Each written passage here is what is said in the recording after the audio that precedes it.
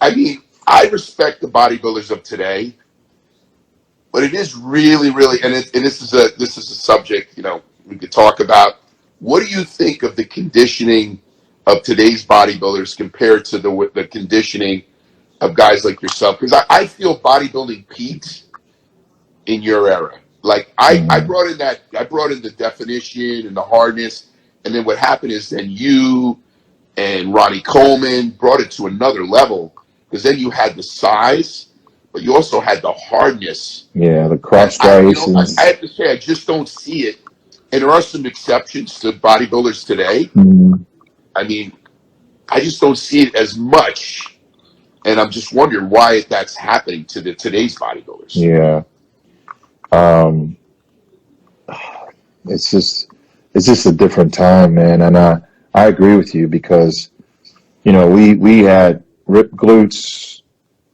I remember I used to have cross striations in my hamstrings. Yeah, Like I would get cross striations in my hamstrings and the feathered quads like Andre Munzer. yeah, Sometimes I would go into a side chest pose and I would see rips coming down through here and through, the delts and just everything. This stuff started coming. I mean, I don't know where it fell off, but I know where it began. It began with you guys, with you, and then taking it to that next level as far as dieting and training and everything. And then everybody just started bringing in that package, and somehow it got lost. It got lost and pushed to the side along the way. Um, Somehow, man. And I'd all due respect to the guys to today, because it's a different era and these guys are bigger than us, They yeah. are No, certainly they're bigger, bigger. hitting the stage bigger, but the Yeah, condition, it's not there. And I think the condition is probably not there because the work ethic, this is what I'm saying. Maybe the work ethic, like you said, you would squat with 700 pounds, you were doing that. You were sticking to basic things, barbell, training and stuff, which is another whole approach, and we were just in the trenches, man. I never really even worked out on machines at all. I only would go to machines like when I was maybe like the last 4 weeks, the last 2 weeks, I would add them in for reps. I think that, and then I think dieting had a lot to do with it. I would diet. I don't know what I wanted to ask you about your dieting too, but I think like I would diet on fish. Like I would diet, man. I would diet. I would do an hour cardio in the morning. I would do an hour cardio at night. You yeah, know, I wouldn't eat past like I wouldn't eat in any carbs past 5 o'clock in the evening. yeah, Then I wake up in the morning and do cardio fasted on an empty stomach. And just I would drink water.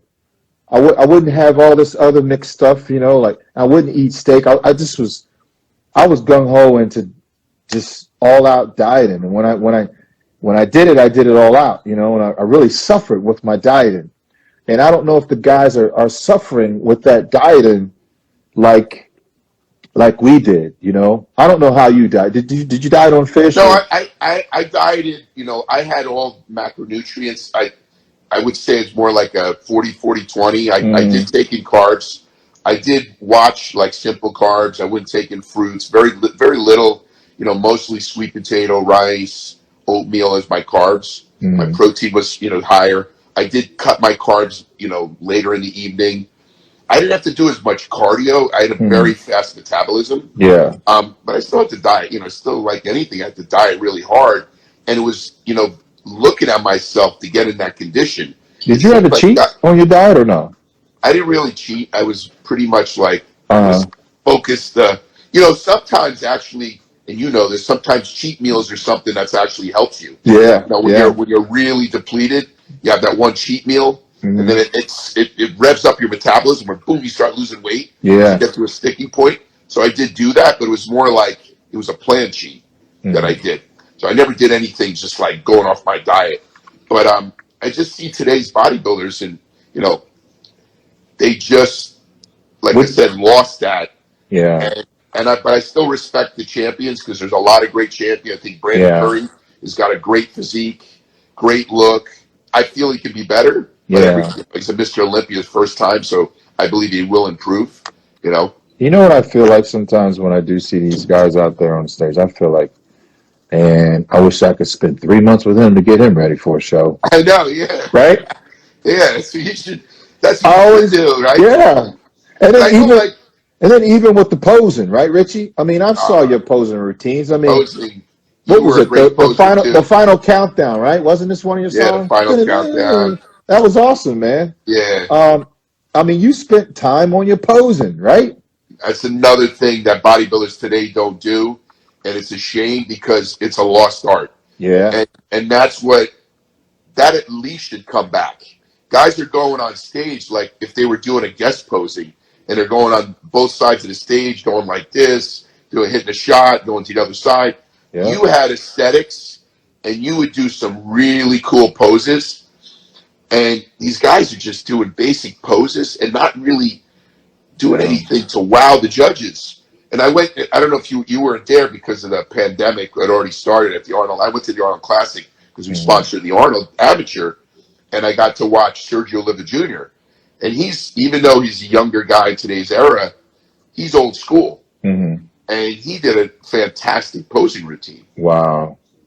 And he got best poser, and he got actually paid, Yeah. $10,000 prize money for having a great routine. Yeah. But after that, there's just nobody really like doing anything to really show off their physique. And like you said, I spent hours in the room posing. Mm-hmm. I don't know if you did that, but I spent, time in there and just go through the routine over and over. I hit my mandatories over and over and over because Yeah.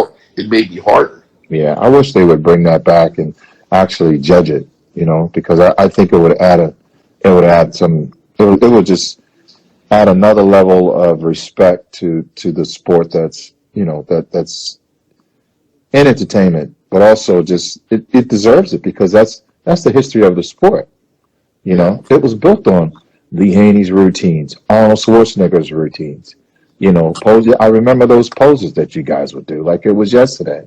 The music that you use, that stuff is iconic, man, and that's the history of the sport. And Joe Weider was high on that too. Joe No, was he definitely high definitely, on posing. Remember, you go to yeah, the office and he'd tell you to hit a shot, and then he would come in to make the adjustments. yeah. And then he make you pose harder and harder and Yeah, harder, right? yeah, He really was, like I said. I think that's one of the things that we were fortunate to have is we had Joe Weider, mm-hmm. and today's guys don't have Joe Weider. Like, and Yeah, I was talking to Lou Ferrigno, and Lou Ferrigno said, bodybuilding lost its soul. So he yeah. said, Wow. and that's a shame that he said that. I said, well, maybe it'll come back. I think Yeah. everything goes through transitions and times, but Mm-hmm. it's It's a Joe Weider used to tell us bodybuilders, it's an illusion. Doesn't matter how big you are. You can exactly. be a smaller guy on stage like Lee Labrada and be a master at posing. And we all know Lee Labrada was, whew, Gee. he know how to move that body and create that illusion. And when he get underneath them lights, he look 15, 20, 30, 40 pounds heavier. You know how that is, man. You competed against him. Yes, I did. Yeah, we did tours in Spain Yeah. together. Yep, learned a lot from Lee, man. Yeah. Fantastic guy, man. And what you've done in the sport as well. I mean, what Thank I've you. done, and then you came and set it to another level. Yeah, What you did coming back in your 50s was yeah, amazing in itself. yeah. I thought that was a great accomplishment. Thank I you, mean, man. I don't know how this guy's freaking nuts coming back in his 50s. It's like, Oh my God. but you did it. You looked Well, amazing. when you have those dreams and you have those visions, honestly, if it wasn't for Arnold Schwarzenegger and if it wasn't for everybody that traveled the road before me, you, Lee Labrada, just everybody, all the great Lee Haney, all these guys, everybody that traveled the road. These are the things you think about, when you go out there and you are training. You think about it's like we are like a family. We got to represent one another as well as those memories that you have given me. they stick with me even when I was coming back, training in the gym. I would look at clips of you guys competing in the Mr. Olympia. You coming a second with Lee, and just Gary Stridon and everything, that who you are as a human being and a person, you still have to not forget about that and drive that forward, because there's a reason why our paths crossed. There's a reason why I came in after you, and there's a reason why you came in, after Arnold Schwarzenegger and Lou Ferrigno. They passed the torch to you. You run into Lee Haney, right? Lee takes you underneath his wings.